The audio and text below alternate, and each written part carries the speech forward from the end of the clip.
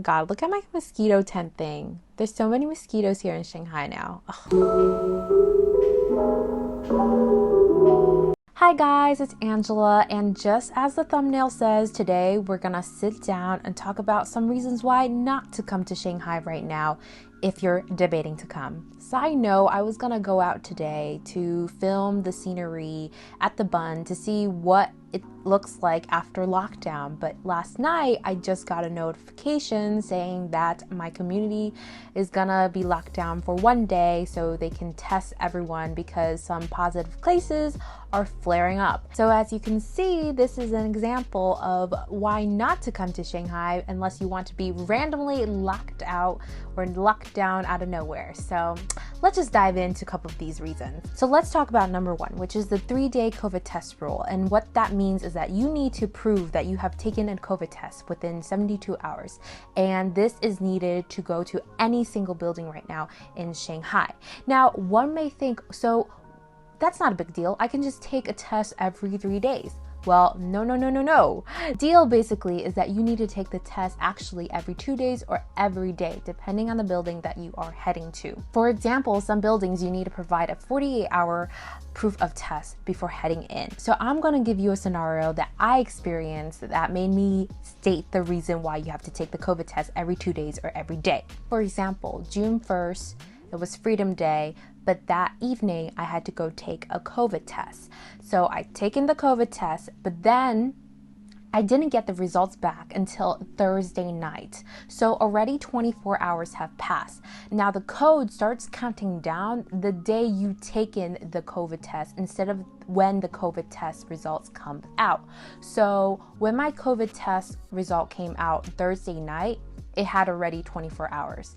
But because I couldn't get the COVID test until Thursday night, the whole Thursday, I couldn't go anywhere because my code, it states that I had 4 days since my last COVID test. Now, Friday morning, I could go somewhere because now my code says I have 48 hours since the last I'd taken a COVID test. Now, this whole COVID testing was pretty insane because I had to wait on Wednesday night 2 hours to get my COVID test done. So if you don't mind waiting in long lines and not knowing when your COVID test results will come back, realize this is the daily life now as a norm, then coming to Shanghai won't be an issue for you. Now, long lines differ from place to place. Here's a clip that I taken on a Friday, 9:30 a.m. in the morning. This place barely had any people, but keep in mind that this is a work day in the morning. Number two, if you want to freely travel from China after coming to Shanghai, now is not the time to do that unless you want to be quarantined in a hotel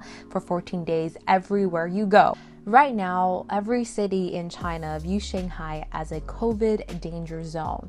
Even though all your COVID tests in your app history has been negative, they don't care. If they know, which they will because the code says you're from Shanghai with a big star next to it, if they know you're from Shanghai, you will be quarantined for 14 days and you have to pay the quarantine fee and there's nothing you can really do about it. But if you're down to quarantine 14 days everywhere you go and pay that amount of money to be quarantined, then no problem, you can come here. Number three, don't come here right now if you have anxiety or you feel anxious all the time. Every day, I feel like I'm living in the unknown constantly.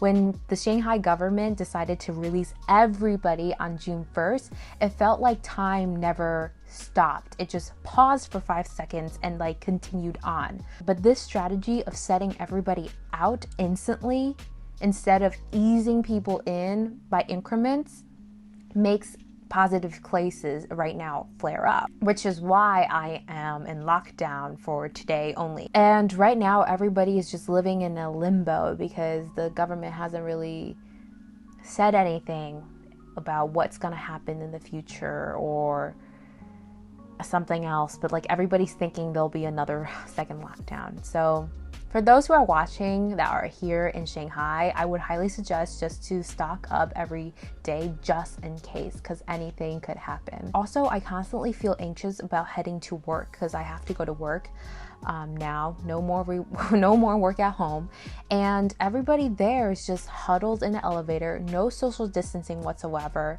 Nobody wears a mask once they're at their desk. They only wear a mask sometimes going up to the elevators. This kind of scenario just makes me feel very uncomfortable in a way that I'm scared that I will be locked in a building for 14 days without taking a shower, without even notice, because of no restrictions.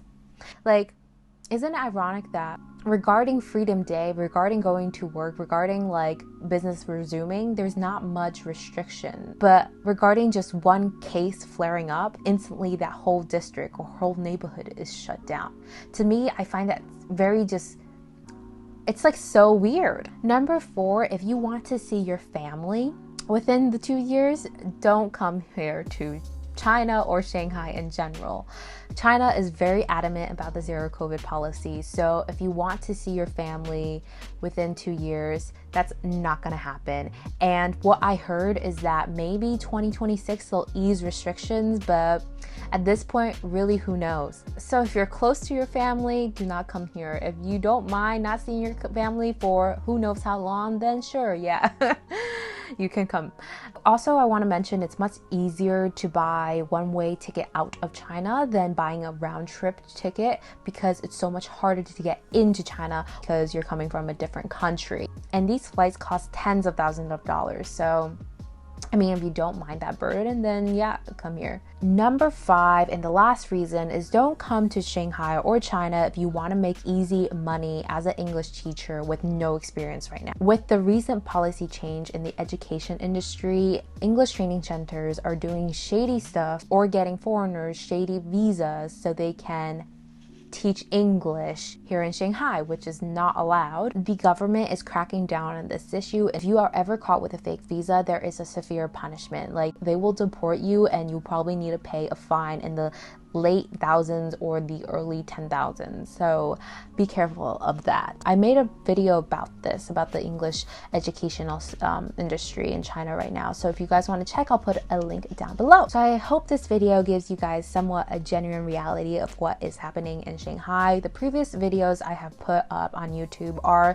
my experiences in the first week of freedom. In the first week of freedom, everybody thought we will be generally free, like there will be no more lockdown, but you can still feel this like anxious atmosphere everywhere you go, because you really don't know what the government is planning to do, and you will have no idea, no warning, if they do come up with a policy of a certain of a quick lockdown. And actually a lot of people are posting like memes on social media saying there will be a potential lockdown due to the fact that some of the government's notices that they post out looks the same as the notices they give in early March, and that was them saying, oh yeah, you guys will only be shut down for like 4 days and then everybody will be free. But that just never happened.